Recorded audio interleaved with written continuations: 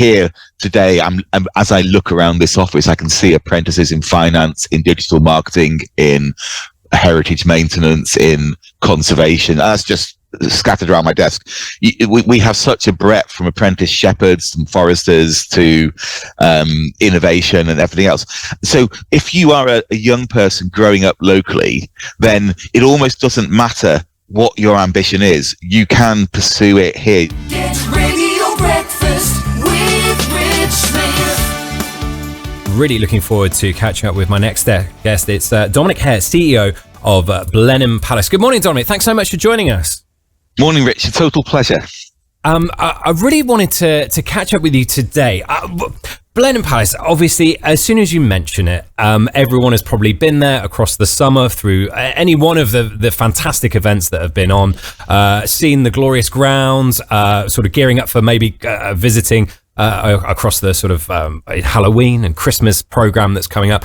But I wanted to sort of catch up with you a little bit more about the stuff that goes on behind the scenes at Blenheim, and sort of talking about various different things that I know are very, very important to the palace and yourself as well, in terms of, firstly and foremost, sustainability, which I know it's been a very tricky topic to talk about recently.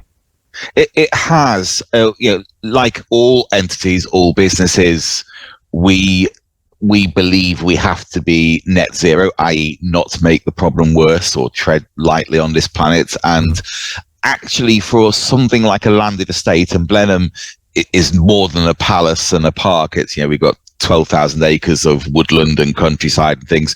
We can set much, much bigger targets.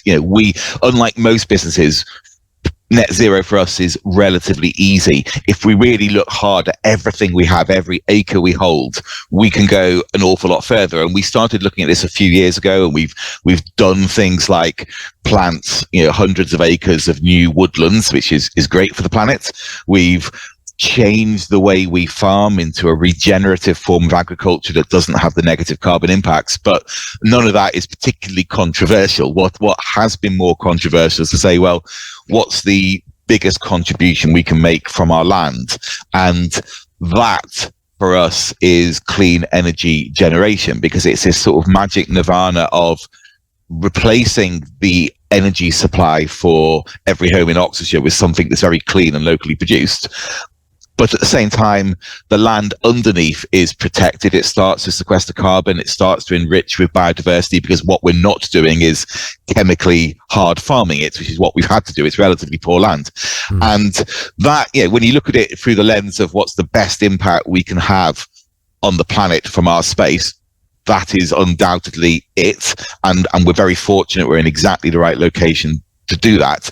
But in terms of the world we present to our neighbours and communities, it's a highly controversial use, and many neighbours who I think would self-identify as passionate about the planet and future generations gulp and say, oh, but not that, or not at that scale. But for us, I think once we realise the scale of what we could deliver, to simply backpedal and say, oh well, that could be a bit controversial, that didn't seem morally right either. And the debate is fierce at the moment. That's to put it politely, frankly. Anyone who looks online will see, I'd say multiple points of view expressed. Actually, probably one singular point of view. And it's a very tough time for all of us. And I was chatting about this at an employment conference the other day, and a lot of people join us as employees because they like our ambitions on the environment. A lot of young people say this, I want to join an organisation that's going to take this kind of stance.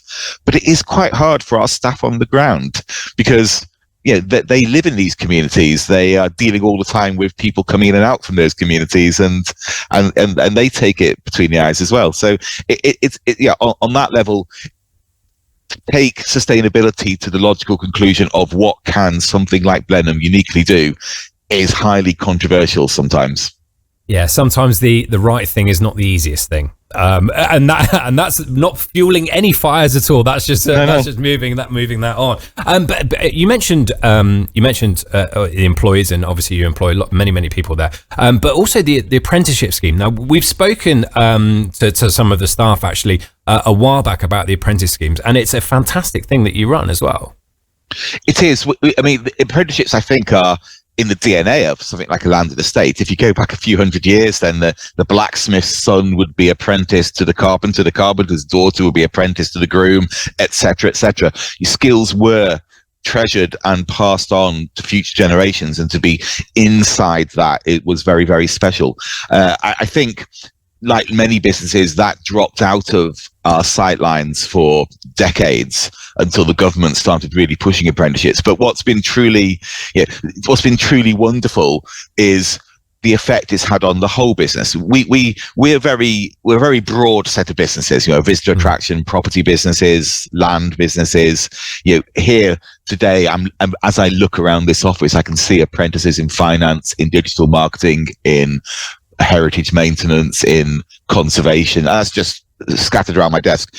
We have such a breadth, from apprentice shepherds and foresters to innovation and everything else. So if you are a young person growing up locally, then it almost doesn't matter what your ambition is. You can pursue it here. There's no sense of, if you want to do that, you have to go to Oxford, or you have to go to London, or you have to leave this area. And that's great for them, and we've attracted some wonderful people. But what's also interesting is how it's changed the perspective of the staff who are already here.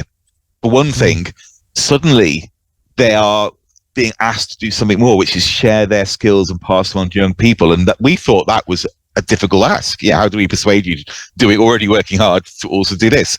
What's actually happened over the last few years, since we set our goal to train 100 apprentices, is our staff they treasure passing on these skills. They love seeing sometimes quite raw kids coming in and leaving or going up in the business a year or two later, polished individuals who've learned skills that will equip them for life. And it's also ingrained in people a kind of a thirst to go back to learning. We have older employees who've completely changed career directions, from administration to HR and things like this, and the visitor attraction people who are now doing degree apprenticeships within the business. Like, some of them came in as 16-year-olds and are now working through degrees within the apprenticeship scheme.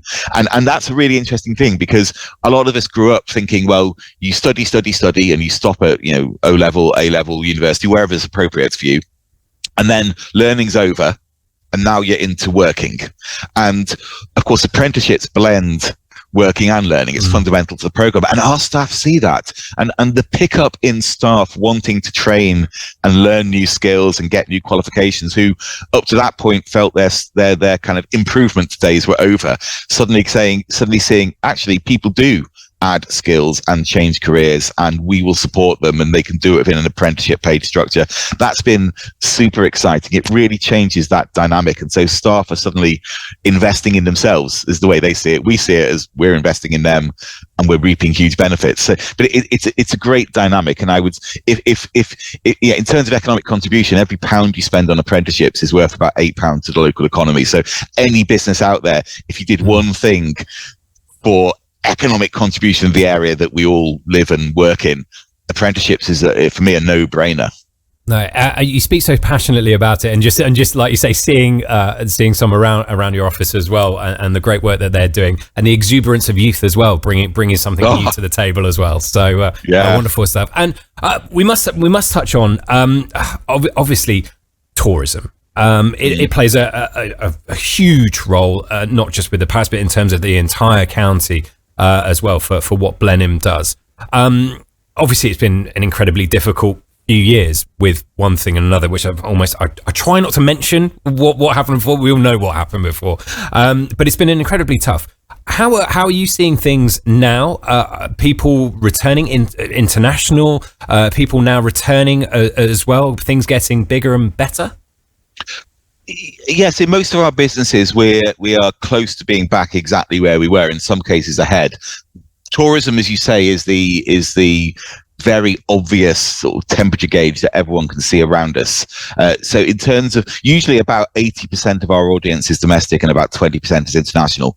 That's lower than people think for international, but we have a very strong annual pass model. So there's a huge number of people living within an hour's drive time of here who buy a normal ticket and they get this free annual pass with it. And so they come back repeatedly. Our domestic audience is back higher than it's ever been. We are over indexing, as we say, on that.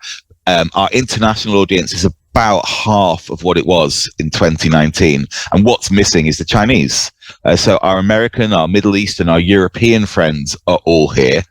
The Chinese, which should normally be half of our international audience, are really not here. I mean, we are seeing them a bit in London. So Chinese visitors who are literally dropping into the UK for a day or so, they're hitting London, and to a certain extent they're hitting Bicester Village, which is an incredibly powerful franchise in China. But they are not in Windsor, they're not really in Oxford, they're not at Blenheim, and we're not really expecting them to be back until, certainly back end of next year. Where the Chinese domestic tourism audience is in Asia. They're doing the equivalent of Britain coming out of the thing we don't talk about and going first of all to the Spanish islands or to France. They're doing the short haul stuff. We're confident that they'll come back, and there's certainly a wave to be unleashed. But you got to look at the news flow coming out of China, and more property developers potentially going bust there, and an awful lot of that Chinese middle class that leads Chinese international tourism is very exposed to property borrowing and speculation. So, I suspect 2025 more than 2024 for that recovery. Right, it's absolutely fascinating and so interesting. Dominic, I could catch up with you all day, but I'm well aware that you're extremely busy, and I'm well aware that we've got news and traffic to get in soon. But I just wanted to ask you, even from a CEO's point of view, have you got things that you are looking forward to at the Palace coming up? Have you got things in your diary that you're kind of going, you know what, I'm actually really looking forward to this. This is going to be fantastic. There's so much going on. You know what? We have a show called Salon Privé at the moment, which is an amazing high-end car show. But the thing I am absolutely passionate about, I love Christmas. Partly because I just love Christmas, and partly because Blenheim used to be, as a traditional historic house, used to be closed from the end of October to Easter, and now Christmas is our biggest time of year. And my memory from that period we don't talk about was in 2020. We took a hell of a risk and we launched Christmas and we built the light trail every day thinking, is the rug going to be pulled from under us? And we managed to get it open. We managed to run, well, we didn't run the first week. We had to close the last week, but we ran 4 weeks or so. And the emotion on display in that light trail from the production teams who built it, who generally, they go around the country building events, and they had done zero. And they're all freelance, by the way. They'd done zero all year. They were breaking from the visitors who went round. And this was the first thing that year, 2020, that they'd planned for, looked forward to, and actually got to do. And it was raw emotion. And that absolutely sticks with me. For me, the Christmas light trail and Christmas in the Palace is just a joy. And you know what? You hear kids screaming with joy. You hear stuff you don't normally hear at a stately home. No, exactly that. It's magical. It is kind of one of the words we described it when we visited last Christmas. And always great to talk about Christmas in August, I feel, Dominic. Absolutely. Why not? We typically launch somewhere between January and April, so I always get a bit of abuse about that. But we have plenty of people who it's become a tradition. They come to our Christmas and they choose to come on the Saturday before Christmas or Christmas Eve or whatever. They have their slot they gather their family for, and they want to book as soon as they possibly can. So what can we do? We have to let them. Oh, brilliant stuff. Well, let's look forward to Christmas and all the fantastic things that are happening at Blenheim from now until then, and including the fantastic car show that's on there at the moment. There's some stunning vehicles there at the moment. Thank you, Rich. CEO of Blenheim Plans. Thank you so much for taking the time to join us this morning. Oh, thank you for having me. Have a great show.